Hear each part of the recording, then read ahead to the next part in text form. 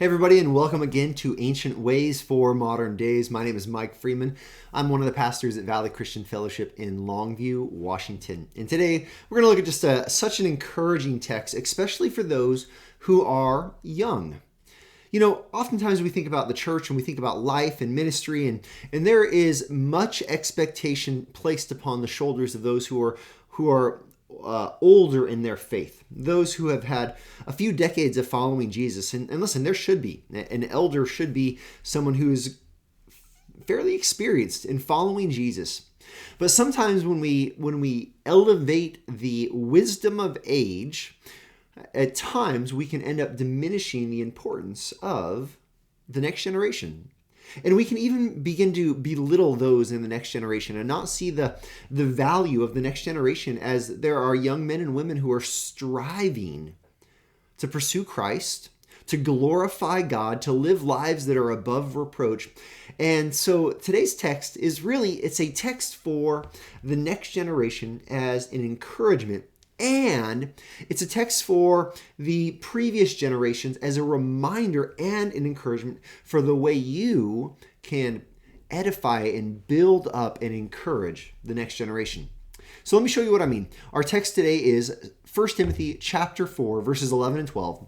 Paul says to Timothy, he says, command and teach these things. Well, what things? All of these things that he's been describing over these last 4 chapters. All of these hard topics that have been discussed. All of these moments of challenging those who do not believe the true gospel. He says, command and teach these things. And then he says this, let no one despise you for your youth, but set the believers an example in speech, in conduct, in love, in faith, and in purity. He says, Timothy, you're relatively speaking, you're younger than many that you are leading. And because of that, you might find yourself timid and unwilling to say what needs to be said and do what needs to be done. You might try to always just take the back seat and never embrace responsibility and lead. But listen, Timothy, that is not the expectation. Rather, you should not let anyone look down on you because of your youth. See, just because someone has more years does not mean that they are more mature, and it does not mean that they're wiser. See, Paul has sent Timothy to this location to do a task because he knows Timothy has it in him. Timothy might be younger than those he's leading, but Timothy has it in him. And so Paul says, don't let anyone look down on you. Don't let anyone despise you because you're young.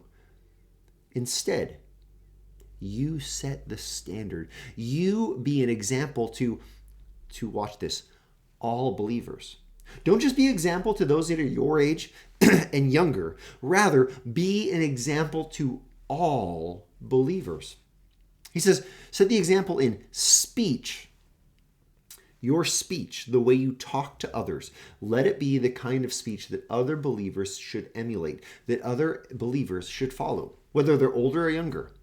In conduct or in life, your general manner of the way you live. Let your life be the life that is like an elder, that is dignified, like a deacon, it is dignified, the life that is above reproach. He says, in speech, in conduct, in love. Let this be your motive.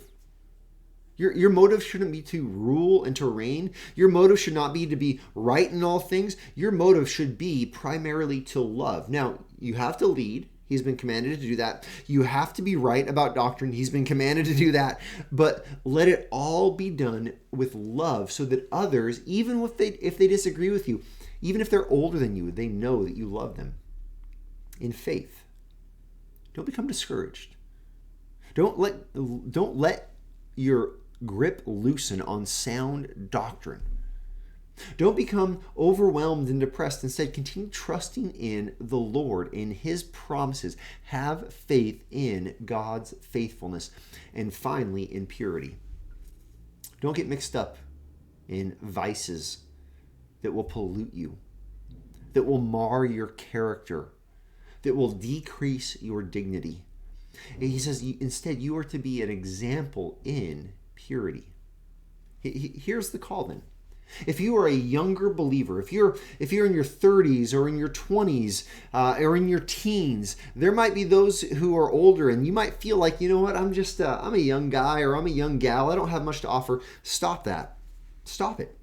Instead, set your eyes on being the example in speech, in life, in love, in faith, and in purity. Let this be who you are.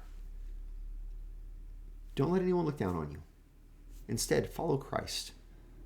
And then to the older generation. If you've aged a little bit, if you are one who might be a senior saint, don't despise those who are young. Pray for them. Affirm them. If you see them be an example in speech, life, love, faith, and purity, tell them. Go and grab them by their shoulders, right? Or in an appropriate way, look them in the eyes and say, I see you following Christ, and I am so thankful for that. Go to them and say, I am praying that you continue to pursue faith the way that you are. I pray that you continue to be strong and be an example. Build them up, encourage them. It will mean the world. And this is how the church is strengthened.